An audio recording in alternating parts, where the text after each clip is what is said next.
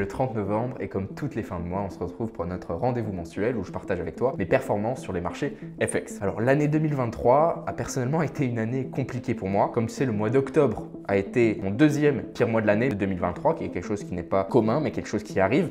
Mais le pire dans tout ça, c'est que j'ai eu une série de pertes assez violentes quand même. Vraiment perte après perte après perte après perte. Et je l'ai toujours dit, mais la différence entre un trader débutant et un trader qu'on peut appeler professionnel, un trader rentable et qui a une certaine expérience depuis plusieurs années, c'est qu'un trader rentable va être capable d'encaisser ses pertes et de le garder en tant que drawdown et d'en sortir. Et non pas perdre ses moyens, devenir ultra émotionnel et faire n'importe quoi et perdre son compte. Qui est généralement le cas des traders débutants. Dès qu'ils se prennent une série de pertes qui est très agressive, ils vont perdre tous leurs moyens et ils vont perdre leur compte. Et crois-moi, si tu as un track record de 3 mois, 6 mois, ça fait 3-6 mois que tu trades et que tu es rentable, peut-être tu t'es pas pris encore une série de pertes violentes. Maintenant, si ça fait 10 ans que tu es sur les marchés, comme c'est mon cas, crois-moi, tu vas t'en prendre une à un moment. Et c'est pourquoi ta gestion de risque, ta gestion de drawdown est quelque chose d'extrêmement important, ta psychologie est quelque chose d'extrêmement important. Bref, donc je t'ai partagé le mois dernier, mon mois d'octobre, qui était un mois négatif, que je t'ai partagé de manière transparente. Et ce mois-ci, je vais te partager mon mois de novembre, qui est un mois positif.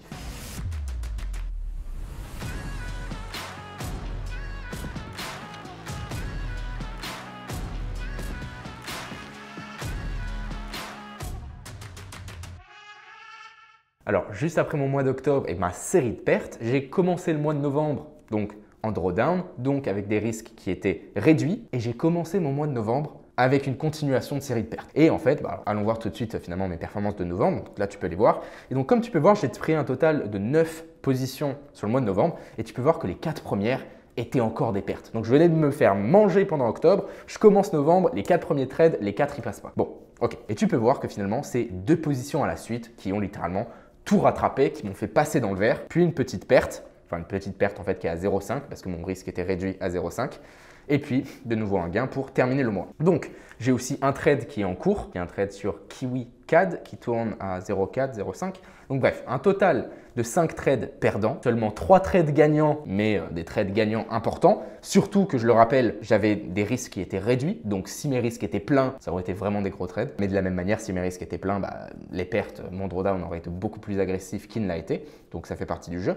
3 trades gagnants, une perte moyenne qui était à moins 0,39 R, donc ce qui est très peu finalement. On peut voir que mes risques ont été très bien gérés pendant ce mois de novembre. Mon gain moyen, lui, est à plus 2,28 R. Je rappelle, le facteur R, c'est mon facteur de risque. Si je risque personnellement 1000 €, c'est un exemple, et que là, mon gain moyen, lui, est de plus 2,28 R, ça veut dire que mon gain moyen est de 2280 € par position gagnante. Mon drawdown maximum, lui, était d'à moins 1,46 R. C'était tout simplement après ces 4 pertes. Profit flottant, c'est mon KiwiCAD qui est en cours. KiwiCAD, c'est NZD, CAD, donc dollar néo-zélandais contre dollar canadien où je suis en achat. Il tourne pour l'instant à plus 0,4 R, donc à peu près 1 R, mais comme je t'expliquais, j'avais un demi-risque. Et je termine donc le mois avec un profit total de plus 4,89 R, soit 4,89 fois mon risque. Donc honnêtement, un bon mois, j'en suis plutôt content, surtout tout ça avec seulement 3 positions gagnantes. Okay, si on va voir mon PNL pour l'année,